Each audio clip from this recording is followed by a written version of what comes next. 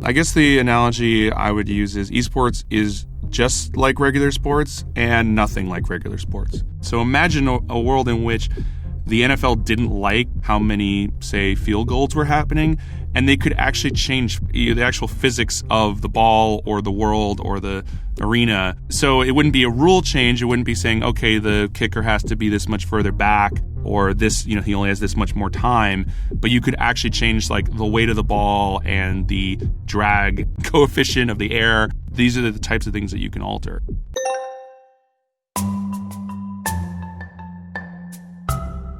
What's up?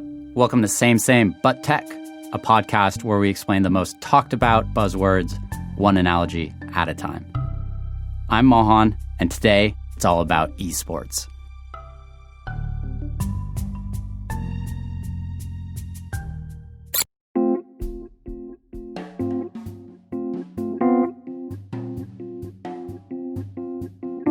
You might be asking, did we do an entire episode on video games? Wee-hee! Yep, we did.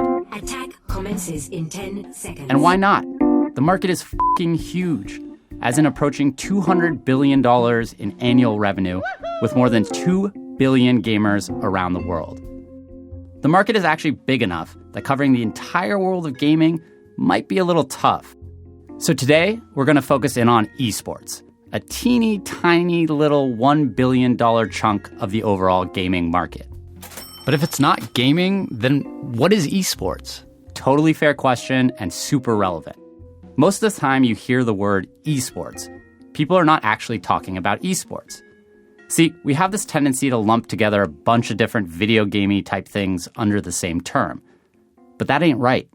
Basically, the better way to think about it is that there are really three separate things. There's esports, which is high-end competitive gaming. There's game streaming, which is just people recording themselves either live or on VOD playing video games. And then there is playing games. That's Matthew Cohen, a dear friend of ours and one of the smartest dudes we know.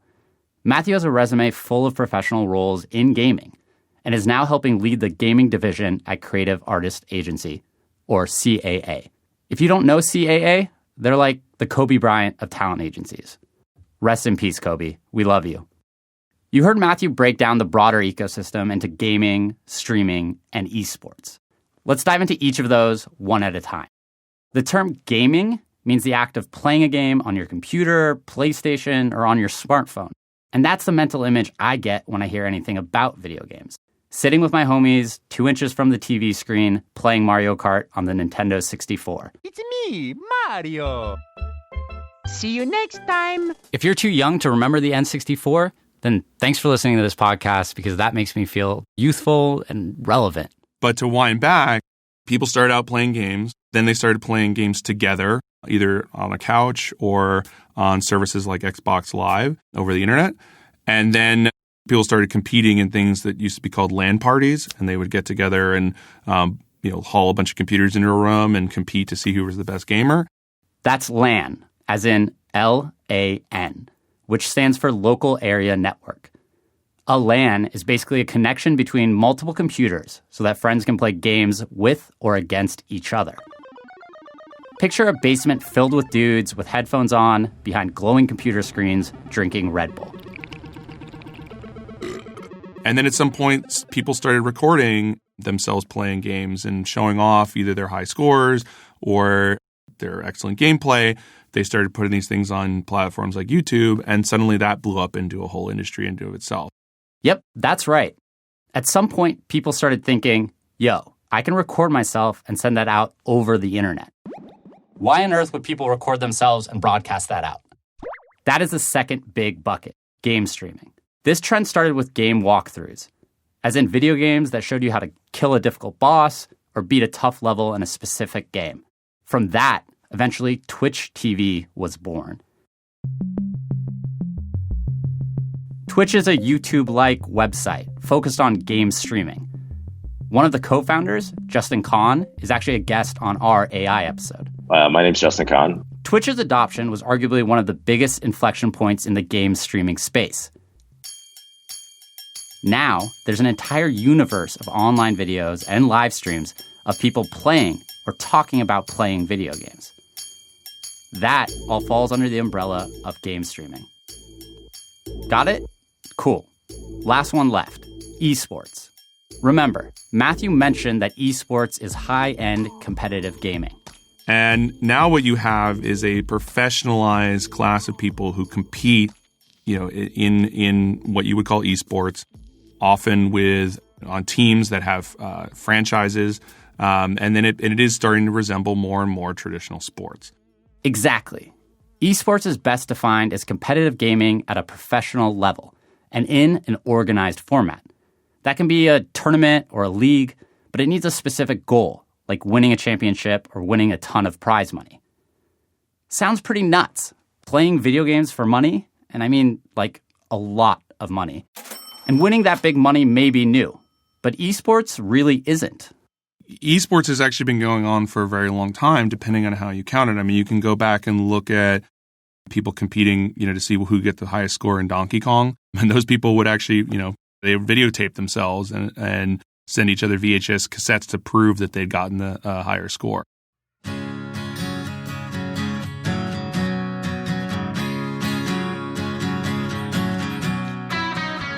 That was all happening in the 90s. Along with a decade of flannel and alternative rock came the rise of the internet, which is like super well known nowadays. All of a sudden, people could compete in video games across the web from anywhere in the world.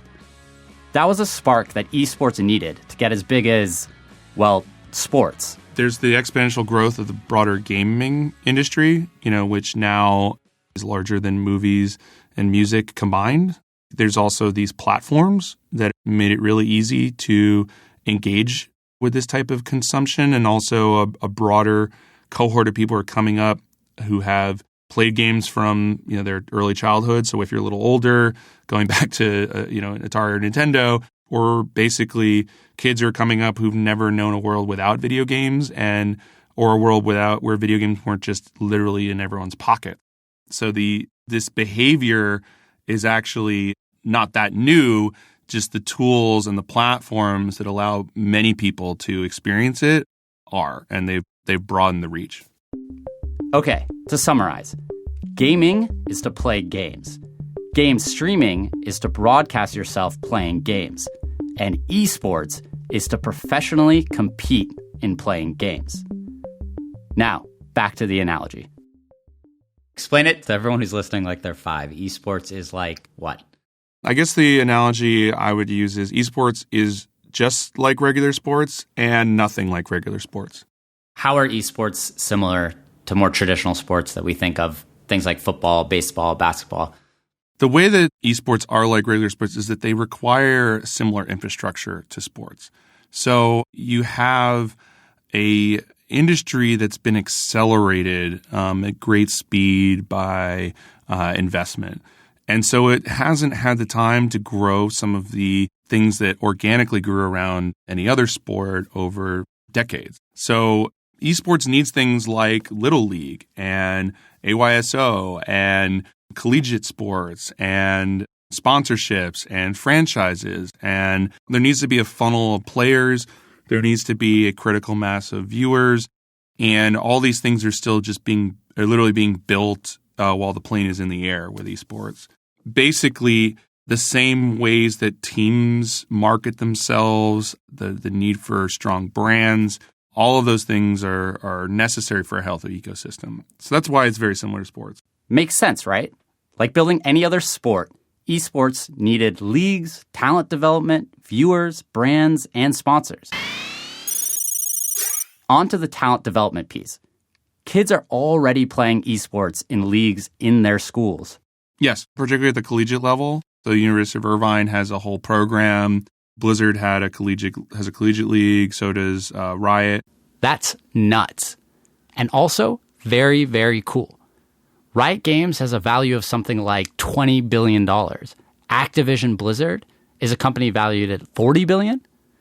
So you can see why the people running them might look to another billion-dollar industry, traditional sports, to get their marketing models and their inspiration. There are similarities and historical analogs to the way that everything is structured, in terms of the league team player relationships. And there are similar benefits and challenges to traditional sports in terms of brand affinity and community and reach. Sure, esports are like sports. Easy enough. But how are they different? So the main difference is the fact that these competitions are happening in a virtual environment.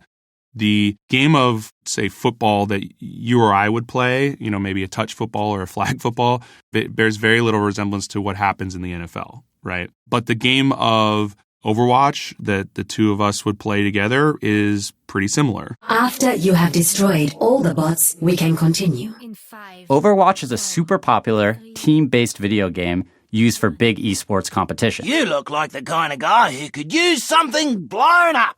What Matthew is getting at is that a virtual environment gives the creator or administrators of a game a more dynamic level of control than a traditional sport. Achievement unlocked. So imagine a world in which the NFL didn't like how many, say, field goals were happening, and they could actually change physics, the actual physics of the ball or the world or the arena to make that happen less. So it wouldn't be a rule change. It wouldn't be saying, okay, the kicker has to be this much further back or this, he only has this much more time. But you could actually change like the weight of the ball and the drag, coefficient of the air. These are the types of things that you can alter. I mean, this is strange to say when you think about the power of an organization like the NFL, but if anything, the game publisher that controls the esport has even more power in a lot of ways than, say, the NFL does. That's a fun way to think about how esports are different from traditional sports. I guess the best analogy would be to like a position. Say a power forward was too effective. You could basically say, okay, power forwards are now 30% less fast, right? Across everyone, right? Who plays this game. And so now you're having to shift your strategy to account for that. The only time I've heard of something similar in sports is the NCAA banning dunking because Kareem Abdul-Jabbar was way too dominant. I can't even imagine them doing something like that now. Imagine the NBA turning a dial and making LeBron James 30% less effective. That just wouldn't happen. And that's not only because their world is not virtual like it is in esports, it's also because the NBA doesn't own basketball. At least not the way a publisher owns a video game. Matthew kicked us off with a spot-on analogy. Esports is like sports, but also not like sports. The part that really spoke to me was, just like sports, esports has a lot of different roles, moving parts, and hierarchies. Now, if only we had someone who had first-hand knowledge of all of that.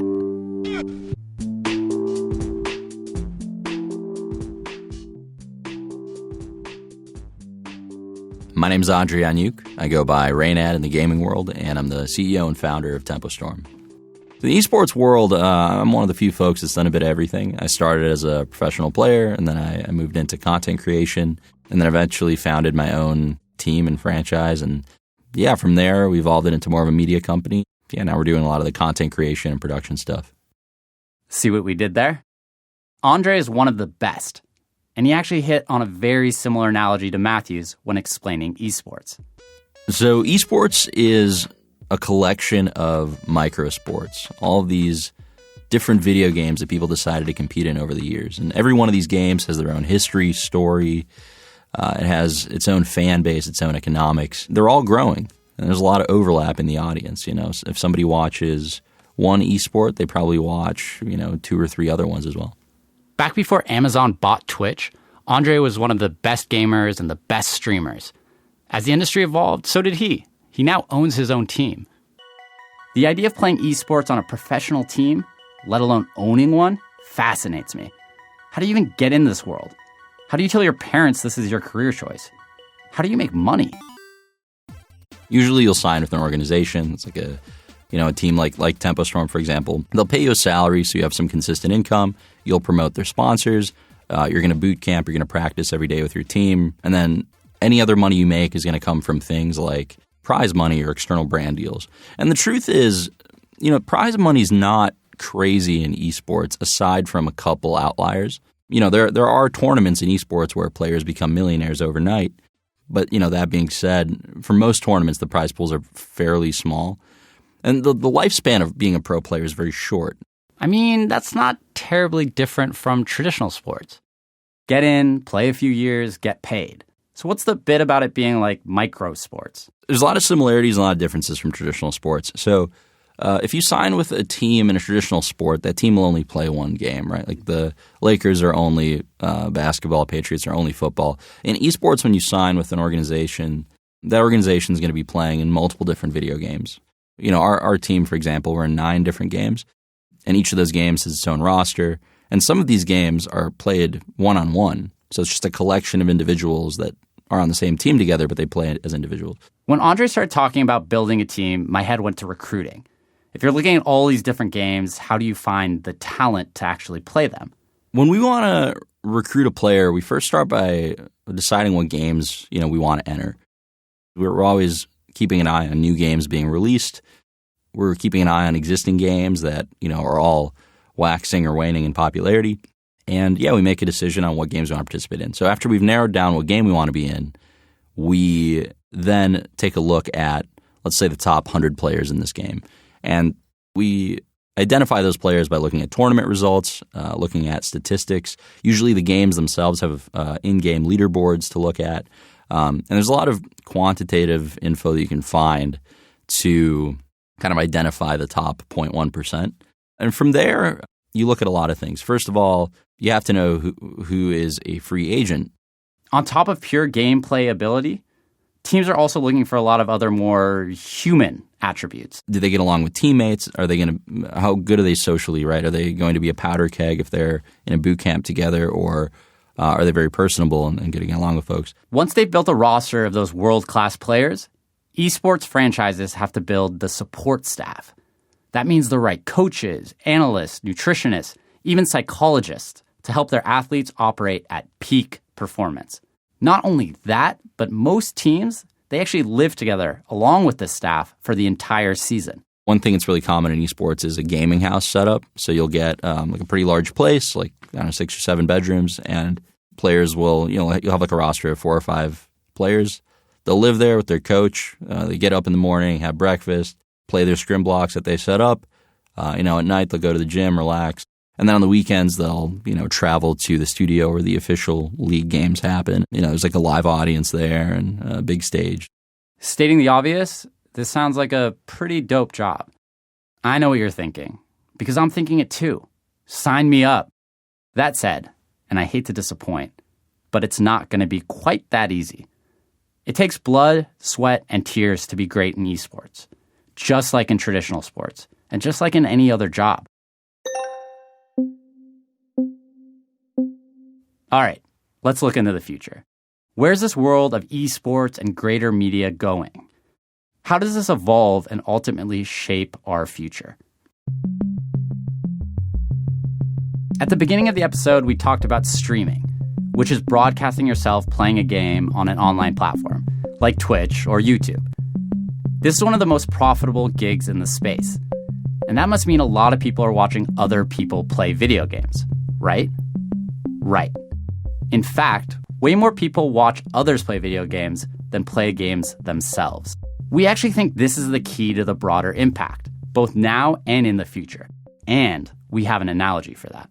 So game streaming is a lot like talk radio in that the reason why people are consuming it has a lot more to do with the personality who is creating the content than necessarily the content itself that's part of the quote-unquote show. I mean, I get it.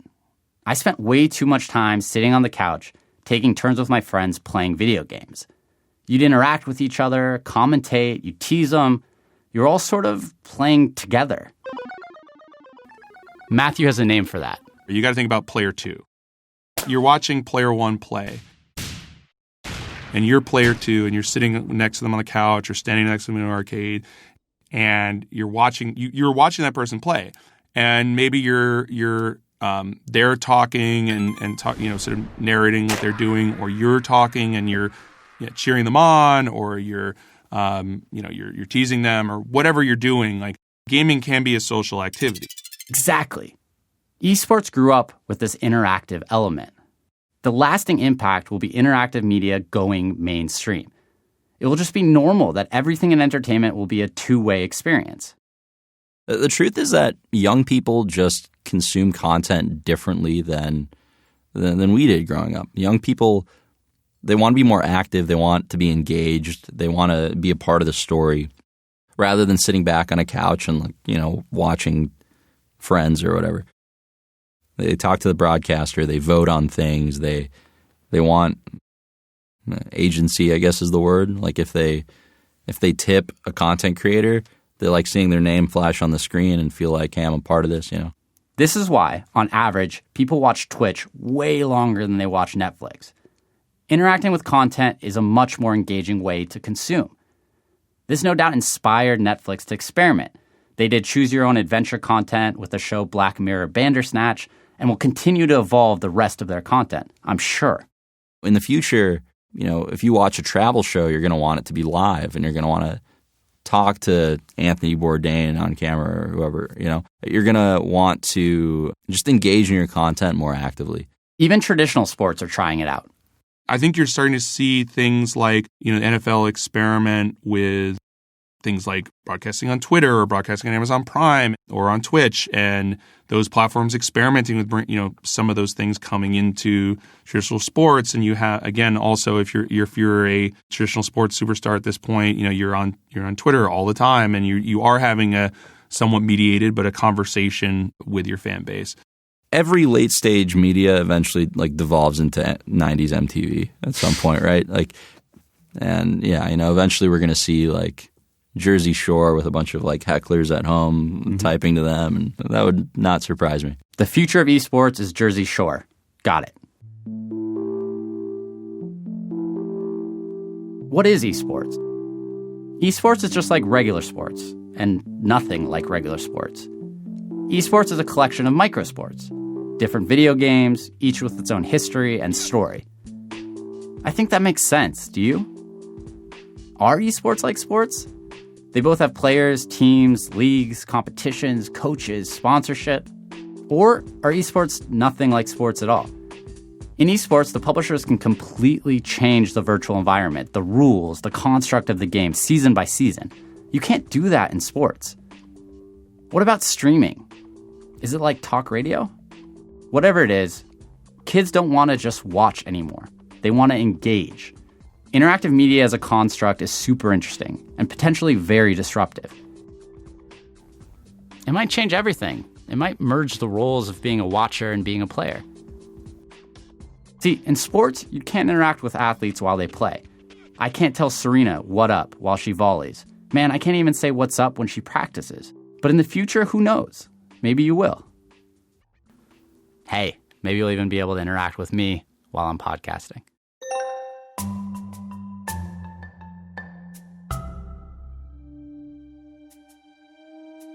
Thank you to our guests, Matthew Cohen and Andrey Yanyuk. Today's episode was written and hosted by me, Mahan Zanuzzi, produced by Corinne Javier and Lee Schneider, executive produced by Steph Wolf. Music by Ouvra. You can find more Same Same on Apple Podcasts or wherever you get your ear candy. Thanks for listening. Spread love. This episode was brought to you in part by BCG Digital Ventures.